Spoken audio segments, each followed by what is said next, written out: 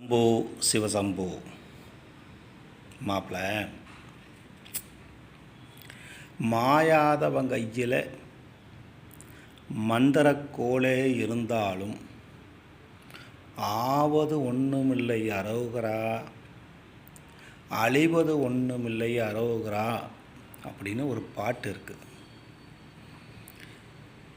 தான் தன் நிலையை உணர்ந்து உழைச்சி முன்னேறதுக்கான எண்ணத்தோடு உழைக்க தயாராக இல்லாதவங்கிட்ட ஒரு மந்திரம் சொல்லி குச்சியை ஆட்டுனா அவன் நினைக்கிறதெல்லாம் கிடைக்கும்னு சொல்லி முருகன் கையில் இருக்கிற தண்டாயுதத்தை வாங்கி கொடுத்தா கூட அந்த சோம்பேறி பரதேசி அதை கையில் வச்சுக்குவான்.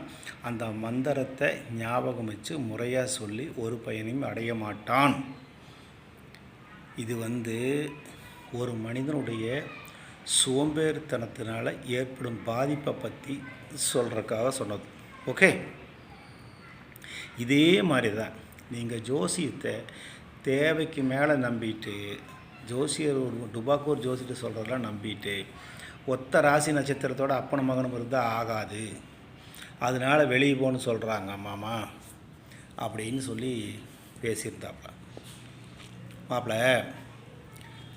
அப்பனுக்கு மகனுக்கு ஒரே ராசி ஒரே நட்சத்திரம் இருந்தாலும் சுற்று இருக்குது இல்லையா, இந்த நட்சத்திரத்துக்கு இந்த சுற்று, அந்த நட்சத்திரத்துக்கு அந்த சுற்று வருது, அந்த நேரம் வருது, இந்த நேரம் வருதுன்னு உள்ள பகுப்பாய்வு பண்ணி சொல்லுவாங்க. அவருக்கு வேறு சுற்று நடக்குது, இவனுக்கு வேறு சுற்று நடக்கிறதுக்கான வாய்ப்பு இருக்குது உள்ளே போய் பார்த்தோம்னா. ஓகே, அப்படி ஒத்த நட்சத்திரம் நடந்தால், ஒத்த ராசி இருந்தால் என்ன ஆயிரும்? எதுக்கு விலகி இருக்கணும்? குழந்தை கொண்டு போய் அனாதாசத்தில் விட்டுடலாமா, இல்லை அப்புறம் கொண்டு போய் முதியோர் இல்லத்தில் விட்டுடலாமா? முதியோர் இல்லத்தில் விட்டால் சொத்தை பூரா அவன் ஆர்த்துக்கு எழுதி வச்சுருவான். குழந்தை கொண்டு போய் அனாதை இல்லத்தில் விட்டோம்னா குழந்தை இல்லத்தை இருக்கு. முட்டாள்தனம் மாப்பிள்ள. நீங்கள் இன்றைய நவீன காலத்தினுடைய சூழலுக்கு ஏற்ற மாதிரி ஜோசியத்தை புரிஞ்சிட்டிங்கன்னா மட்டும்தான் நீங்கள் அதிலேருந்து விடுபட முடியும்.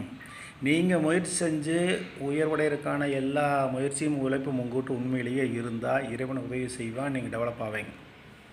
பொண்டாட்டி உள்ள ஏமாத்துறதுக்காக நடிச்சுட்டு, உழைக்கிற மாதிரி நடிச்சுட்டு, வீட்டுக்கு வெளியே அயோக்கியத்தனம் பண்ணிக்கிட்டு, அதாவது இஷ்டத்துக்கு செலவு பண்ணிக்கிட்டு, வீட்டில் பயங்கரமாக நடிச்சுட்டு, யாரும் கேள்வி கேட்காத மாதிரி ஒரு ஆளுமையோட பொண்டாட்டி உள்ளேயே அம்மா அப்பாவை அண்ணன் தம்பி மிரட்டி திரு டிக்கெட்டுங்க என்றைக்கும் முன்னேற முடியாது.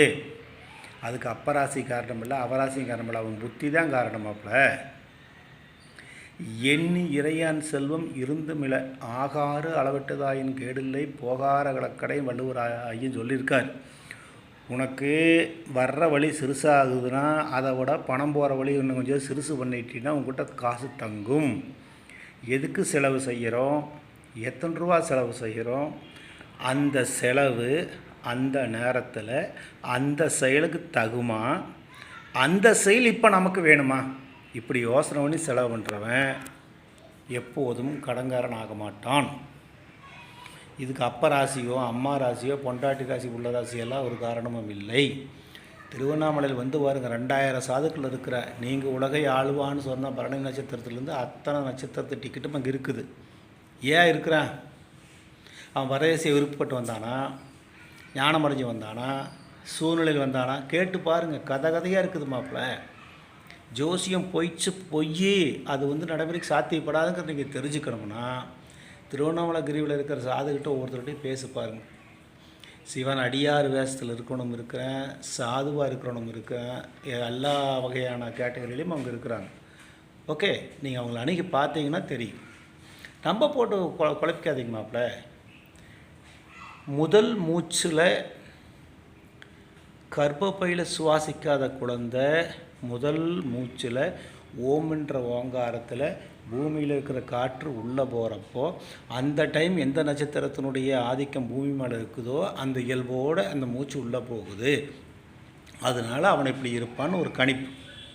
அதுக்கு முன்னாடி கருமுட்டையை விந்து துளைக்கிறப்போ ஏற்படுறப்போ அந்த நொடியில் பாதி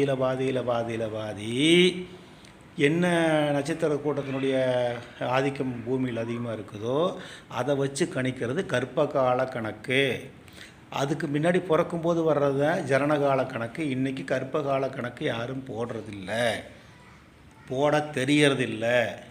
ஜனனகால கணக்கு தான் போடுறாங்க, அதுவும் சாஃப்ட்வேரில் போடுறாங்க. அது யாரோ போட்டு வச்சு சாஃப்ட்வேர் பயன்படுத்துகிறாங்க. நம்மளுக்கு கிழக்கு வரவனுக்கு முன்னாடியே நேரம் வந்துடும், உதயம் வந்துடுமாப்பில், மேற்க வர வர உதயம் லேட் ஆகுமாப்பில். அப்புறம் எப்படி நீங்கள் எப்படி கணக்கு பண்ணுவீங்க?